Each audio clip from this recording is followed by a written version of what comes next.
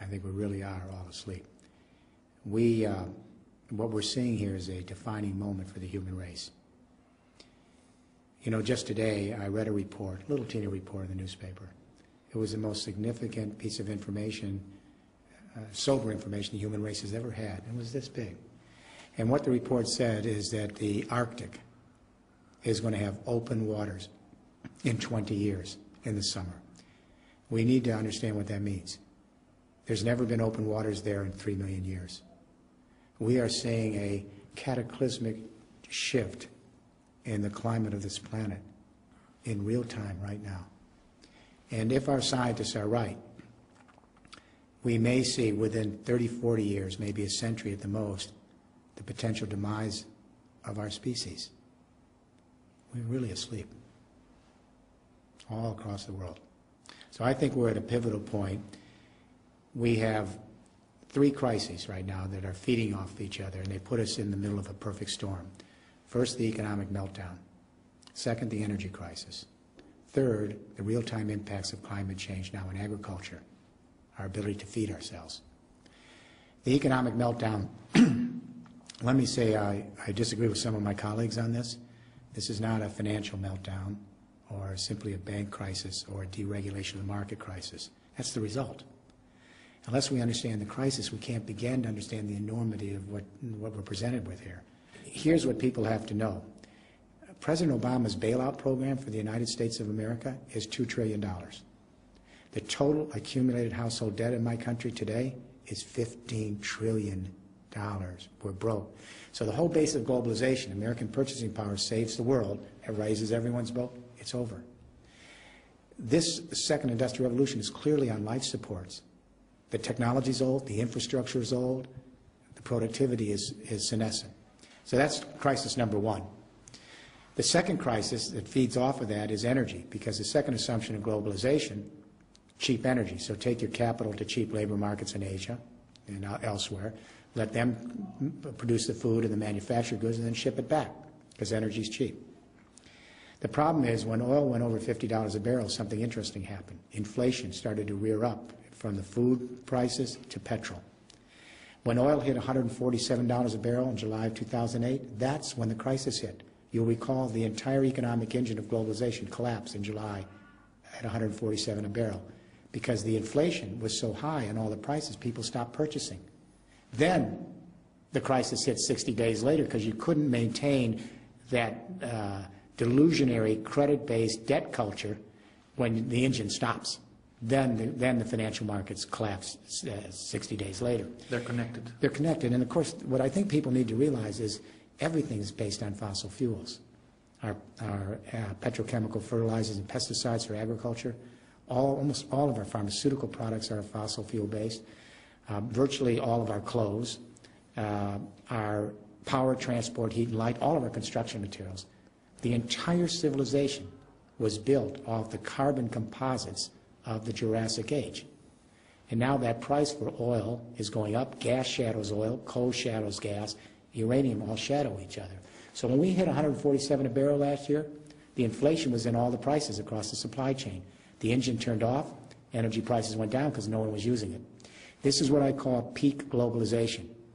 We now know the outer limits of globalization based on these conventional energies. The energies are clearly sunsetting. I don't think anyone listening to me now believes that coal, oil, gas, and uranium are sunrise energies. They're sunsetting.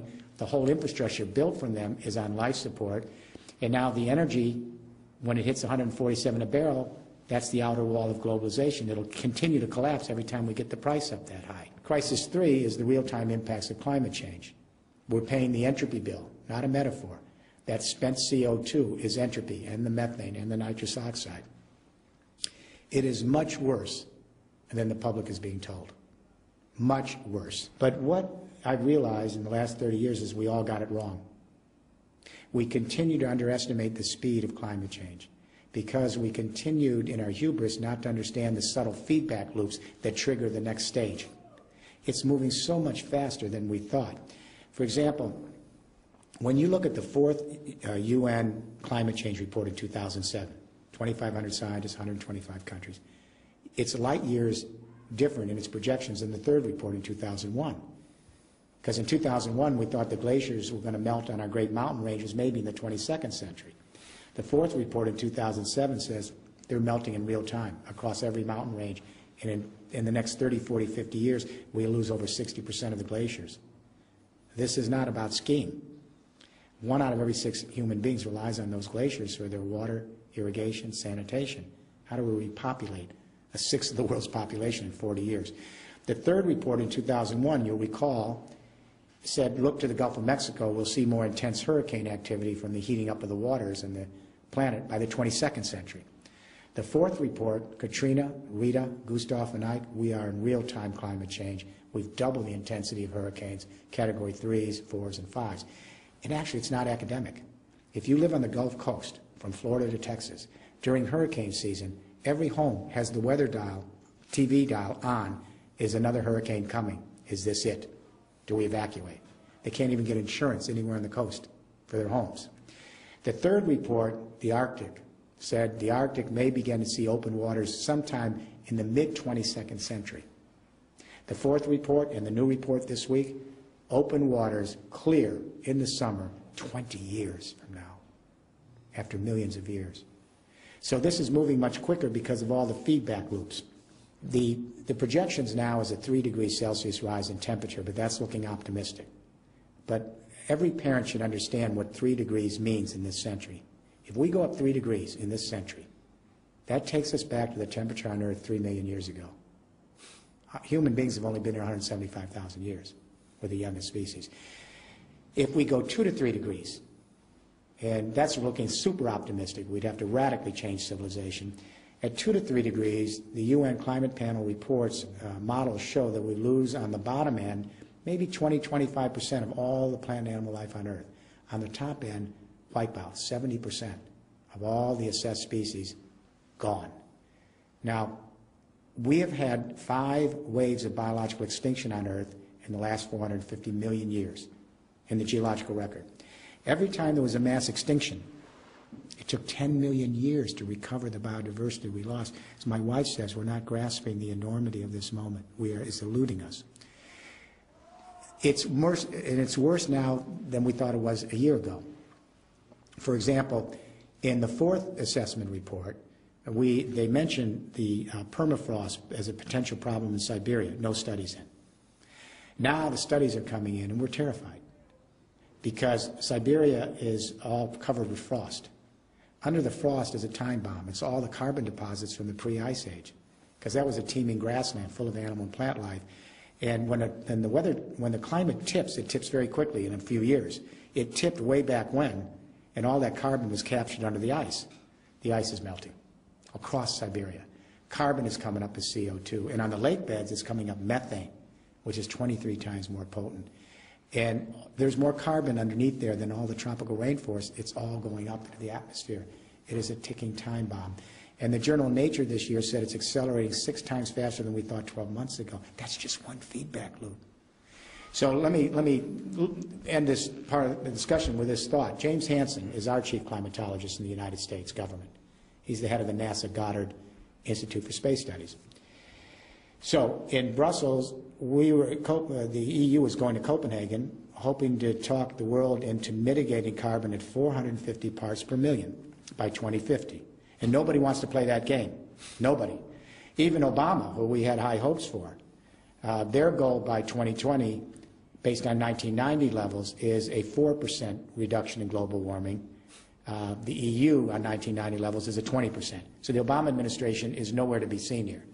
But even if we go to Copenhagen and try to get it to 450 parts per million, the EU says that would maybe keep us at 2 degrees. Devastating, but we may survive. Then James Hansen comes along. His team goes under the oceans, and they looked at the core samples in the geological record, and he said to Brussels, you got it wrong. Because if you try to get the world to mitigate to 450 parts carbon per million, which no one wants to do, you go up 6 degrees Celsius in this century. And this is a quote, the end of human civilization as we've come to know it. That's the chief climatologist for the United States government. I hope he's wrong. My suspicion is that scientists not only are not wrong, they keep underestimating the speed of this. So we have this triple threat, a global economic meltdown, The second industrial revolution clearly on life support. It's old technology, old infrastructure. We have an energy crisis at 147 a barrel, the engine turns off. We've got real-time impacts of climate change, and the UN says we have upwards of 1 billion people on the verge of starvation. I've never seen a moment like this in history. There is no moment like this. So we need to ask the question, what do we do? And what is missing from Copenhagen is we need an economic vision, an economic game plan for the whole human race, everyone on the same page, that may give us the precious time we need to move into a new post-carbon world. The first question we need to ask is, when do the great economic revolutions in history happen? How do they occur? They occur when two things happen. First, we change the way we organize the energy of the earth, and we've done that on many occasions in our small sojourn here as human beings. But second, and equally important, we have a communication revolution that allows us to manage the new energy revolutions. It is those infrequent moments in history where energy and communication revolutions converge. When they come together, those are the pivotal points in history. They change the human equation. They even change consciousness. I'll give you an example. Many people take an anthropology course at the university and they study the Sumerians in Mesopotamia. Why? They created the first urban life and the beginning of civilization. They captured the sun in photosynthesis in cereal crops, barley and wheat. That stored sun in the grain was energy, built an urban civilization. It was complicated because before that time people lived in small tribal units, garden, agriculture, and pastoralism. All of a sudden they had to bring them together and indenture thousands of men to build those canals. Then they had to create craft skills to create the dikes and the mechanics. They had to put together granaries, royal roads, and distribution systems. So hydraulic agriculture was extremely complicated and required a communication revolution to manage it. The Sumerians invented cuneiform, writing. Everywhere you see these great hydraulic agricultural civilizations in the Middle East, the Indus Valley in India, the Yangtze in China, Mexico, it's fascinating. Independently, humans created some form of writing to manage hydraulic agriculture.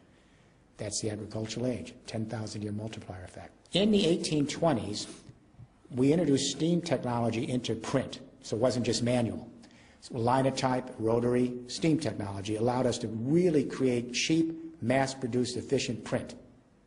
Then in America and Europe, between 1830 and 1880, around that same time, we introduced public schools, mass literacy, and we prepared a communication revolution and a workforce that was literate that could then manage coal, steam, and rail and the complexities of the first industrial revolution.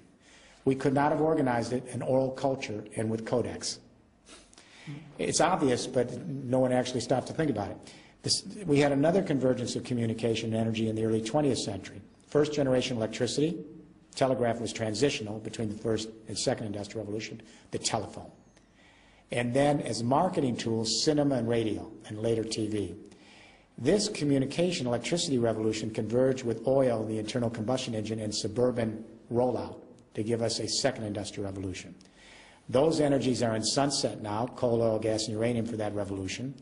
And the technologies and infrastructure of that second industrial revolution is old, senescent, and on life support. It collapsed last summer. We are, however, on the cusp of now of a third industrial revolution. It could get us through the door, maybe, I don't know, to address the enormity of climate change. I don't know if we'll get there in time. We had a very powerful communication revolution in the last 15 years. The personal computer and the internet. Satellite, wireless, and Wi-Fi connectivity. What is so interesting about this second generation communication revolution is it's quite different than the first. When I grew up on the first, centralized communications, top down. The second revolution is what we call distributed. And this is the key word. If people hear nothing else about what I'm saying, distributed, distributed, distributed. Now, 2 billion young people can send their own video, audio, and text to each other at the speed of light, open source, peer-to-peer. It's completely distributed. Think file sharing, YouTube, Wikipedia, Revolution. Facebook. It's a revolution, the blogosphere.